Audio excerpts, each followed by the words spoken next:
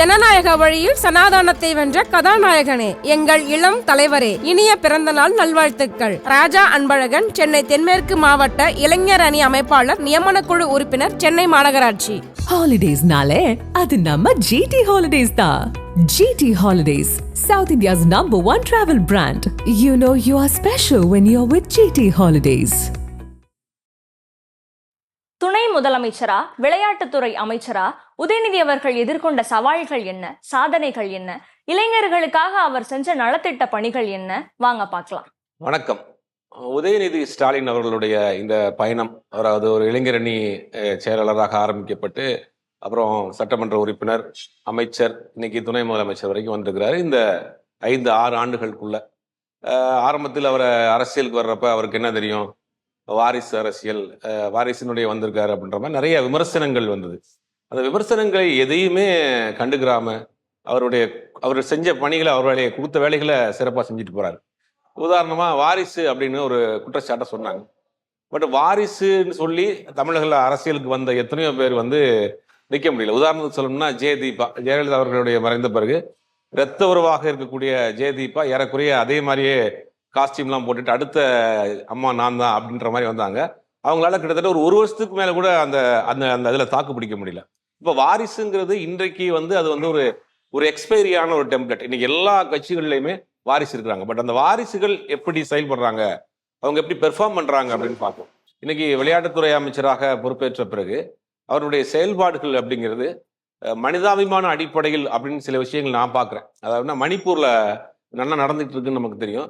மணிப்பூரை சேர்ந்த விளையாட்டு வீரர்கள் ஒலிம்பிக்கு ரெடி ஆகிறப்ப ஒரு ஒரு மனிதாபிமான அடிப்படையில் தமிழ்நாட்டுக்கு நீங்கள் ப்ராக்டிஸ் பண்ணிக்கங்க அப்படின்னு சொல்லி இன்வைட் பண்ணி அவங்கள இங்கே அழைச்சி அவங்கள ப்ராக்டிஸ் பண்ண விட்டு அவங்க ஒலிம்பிக் அனுப்புனது, அந்த மனிதாபிமான அடிப்படையில் சில வேலைகள் செஞ்சதெல்லாம் ரொம்ப பிரமிப்பாக இருந்தது.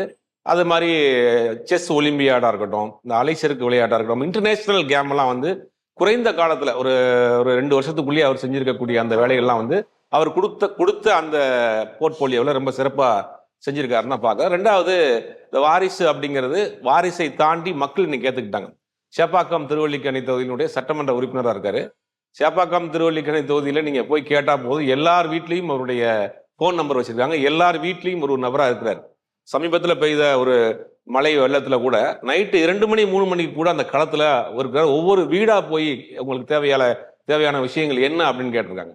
அந்த மாதிரி மக்கள் மத்தியில் இன்னைக்கு அந்த தொகுதிக்கு மக்கள் மத்தியில் ஒரு பெரிய அளவுக்கு செல்வாக்கு பெற்ற ஒரு நபராக இருக்கிறார். எனக்கு தெரிஞ்சு ஒரு 10 தேர்தலுக்கு சேப்பாக்கம் திருவல்லிக்கணியில் உதயநிதி ஸ்டாலின் தான் முதலமைச்சர் எம்எல்ஏவாக இருப்பார்னு நினைக்கிறேன். ஏன்னா இந்த ஆட்சி வருது, ஆட்சி போதெல்லாம் தாண்டி அந்த மக்கள் மத்தியில் அவர் அவ்வளவு நெருக்கமாக அந்யோன்யமாக இருக்காரு. ஒரு முதலமைச்சருடைய பையன், துணை முதலமைச்சர் அப்படிங்கிறதெல்லாம் தாண்டி ஒரு சாமானிய ஒரு கவுன்சிலரை போல அந்த தந்து பந்தெல்லாம் சுற்றி வர்றாரு. சேப்பாக்கம் திருவல்லிக்கணியில் அதுக்குன்னு ஆப் வச்சிருக்கிறாங்க, எல்லாருடைய நம்பரும் கொடுத்துருக்கிறாரு. அந்த மாதிரியான செயல்பாடுகள் தொகுதி மக்கள் மத்தியில் ரொம்ப சிறப்பாக செஞ்சுட்டு இருக்கிறாரு. இப்போ துணை முதலமைச்சர் ஆன பிறகு அவருடைய செயல்பாடுகள் பார்த்தா இன்னும் கொஞ்சம் வீரியமா இருக்கு.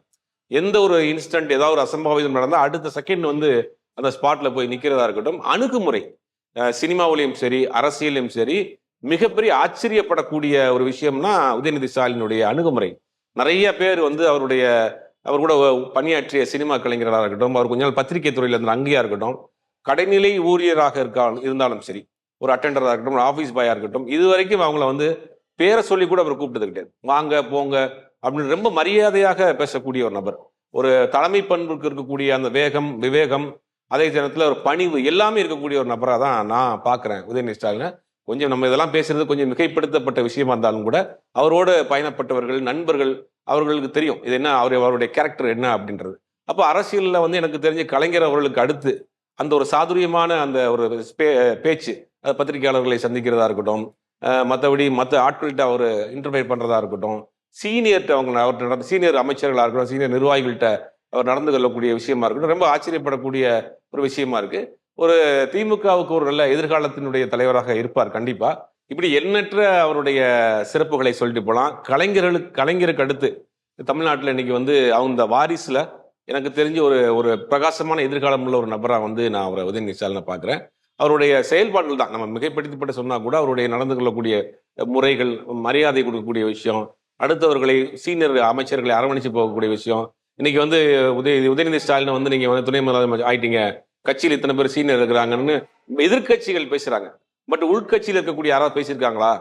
அப்ப எல்லாரும் ஒரு மனதாக தேர்ந்தெடுத்துக்கிட்டாங்க, அவரை கொண்டாடுறாங்க, அவருடைய செயல்பாடு ரொம்ப சிறப்பா இருக்கு. இன்னைக்கு பாத்தீங்கன்னா அந்த விளையாட்டு ஒவ்வொரு மாவட்டத்திற்கும் ஒரு விளையாட்டு அரங்கம், விளையாட்டு பயிற்சி. நான் முதல்வன் திட்டத்துல விளையாட்டுக்குன்னு சிறப்பா பண்றாங்க. அதாவது தமிழ்நாட்டுல கடைக்கோடி கிராமத்தில் இருக்கக்கூடிய ஒரு எந்த விளையாட்டுல நீங்க இன்ட்ரெஸ்டா இருந்தாலும் சரி, அவரை தேர்ந்தெடுத்து உலக அளவுல நீங்க எந்த நாட்டுக்கு வேணாலும் போய் விளையாடுங்க அப்படின்னு ஒரு ஸ்கீமை வந்து நான் முதல்வன் திட்டத்துல ஒரு கொண்டு வந்து கிராமப்புற மாணவர்களையும் வந்து உலக அளவுல அவருடைய திறமையை கொண்டு போய் சேர்க்கக்கூடிய வேலைகள் செஞ்சு நிறைய வேலைகள் இந்த மாதிரி செஞ்சுக்கிட்டே போறாங்க. அவர் தேர்ந்தெடுக்கப்பட்ட தொகுதிகளையும் அவர் ரொம்ப சிறப்பாக செஞ்சுக்கிட்டு இருக்கிறாரு. ரெண்டாவது, இந்த 2024 நாடாளுமன்ற தேர்தலில் அவருடைய அந்த பிரச்சாரம் அப்படிங்கிறது ரொம்ப புதுசா இருந்துச்சு. சமீப காலமா அரசியல்வாதிகள் வந்து அவர்களே இவர்களே அப்படி இப்படின்னு ஒரு ரொம்ப நேரம் பேசிட்டு அப்புறம் வந்துட்டு ஒரு போரா இருக்கும், ஒரு மாதிரி ட்ரையா இருக்கும் அரசியல்வாதிகள் மேடையெல்லாம். ஆனா உதயநிதி ஸ்டாலினுடைய அந்த பிரச்சார யுக்திங்கிறது ரொம்ப ஒரு மக்களை நேரடியாக இன்டர்ஃபியர் ஆகிற மாதிரி இருந்துச்சு. ஒரு மேடையில ஒரு வேன்ல நின்றுக்கிறாரு, பேசுறாரு, எதிர்த்த மாதிரி நிக்கிற ஆட்களையும் அதோட கனெக்ட் பண்றாரு. நான் சொல்றது சரியா, கேட்குறீங்களா அப்படிங்கிற மாதிரி அவங்களையும் தன்னோட கனெக்ட் பண்ணி அந்த மாதிரியான ஒரு பிரச்சார யுக்திங்கிறது ஒரு பெரிய அளவுல கூட்டம் கூடி சந்து பொந்துல எல்லாம் கூட நின்று அவர் பேசினாரு. அவருடைய அந்த இடங்கள்லாம் பார்த்தீங்கன்னா கூட்டு நகலவே இல்லை. அந்த மாதிரி ஓரளவுக்கு யதார்த்தமான ஒரு பேச்சா இருக்கு. அரசியல்வாதிகளுக்குன்ற ஒரு பேச்சு இருக்கு, அதெல்லாம் இல்லாம ரொம்ப யதார்த்தம். பத்திரிகையாளர் சந்திப்பு அப்படிதான், ரொம்ப யதார்த்தமா பேசுவார், ரொம்ப ஜாலியா பேசக்கூடிய, கோவமே படாம ஹேண்டில் பண்ற விஷயம் அப்படிலாம் பார்க்க ஒரு பக்குவப்பட்ட ஒரு தலைவராக உருவாகிட்டு இருக்காரு அப்படின்னு தான் பார்க்க வேண்டியது. இப்போ ஒவ்வொரு காலகட்டத்திற்கும் பிறகு ஒரு ஒரு டீம் ஒன்று ஃபுல்லா உள்ள வரும். இப்போ திமுகவில் பார்த்தீங்கன்னா கலைஞருக்கு அடுத்து வந்து அவர் இருக்கக்கூடிய முதலமைச்சர் ஸ்டாலின் அவர்கள் வந்தார். அடுத்து வந்து இப்போ பார்த்தீங்கன்னா உதயநிதி அவர் வந்திருக்காரு. உதயநிதியினுடைய செயல்பாடுகளும் சிறப்பாக இருக்கு. ஒரு இளைஞராகவும் இருக்கிறாரு. இன்னைக்கு இருக்கக்கூடிய இளைஞர்கள் மத்தியில் இருக்கக்கூடிய அந்த பல்ஸ் தெரிஞ்சு அதற்கு தக்க அவருடைய செயல்பாடுகள் இருக்கு. அப்படிங்கும் போது அது வந்து ஒரு சிறப்பான ஒரு விஷயமா பார்க்குறேன். மற்ற கட்சிகளில் வந்து இன்னைக்கு எல்லா கட்சியிலும் இளைஞர்கள் வந்துட்டாங்க. நேற்று கூட அதிமுகவினுடைய நிர்வாகி மருது அழகராஜ் சொன்னார், முன்னாள் நிர்வாகி மருது அழகராஜ் சொன்னார், அதிமுக இன்னும் இளைஞர்கள் கையில் போகாமல் இருக்கு, அது ஒரு முதியோர் இல்ல மாதிரி மாறிக்கிட்டே வருது, ரொம்ப வருத்தமான ஒரு விஷயமா இருக்கு. பார்த்தீங்கன்னா இங்கே திமுகவில் பார்த்தீங்கன்னா உதயநிதி ஸ்டாலின் வந்துட்டாரு, அந்த பக்கம் பிஜேபியில் அண்ணாமலை இருக்கிறார், அந்த பக்கம் விஜய் வந்துட்டாரு. இப்படி இளைஞர்கள் கையில் அரசியல் போயிருச்சு. இன்னமும் வந்து அதிமுக வந்து சீனியர் ஆட்கள்லாம் உட்காந்துட்டு இளைஞர்களுக்கு வழிவிடாமல் இருக்கிறாங்கன்னாரு. அதை கரெக்டா வந்து திமுக புரிஞ்சு இதை செயல்பட்டு இவரை கொண்டு வந்து நிப்பாட்டி இருக்கு அப்படின்னு நினைக்கிறேன்.